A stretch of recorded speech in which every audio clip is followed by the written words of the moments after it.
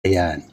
Ang tilapia ay ang pangalawang pinakasikat na isdang inaani sa Pilipinas, kasunod ng bangus. Ayan. Ang tilapia ay mayaman sa protina, omega-3, fatty acid at iba pang mga bitamina, mineral, mababang kolesterol, nakakatulong sa sakit sa puso at diabetes. Ayan. At kung sa pagluluto naman ang pag-uusapan, maraming recipe ang pwede rito.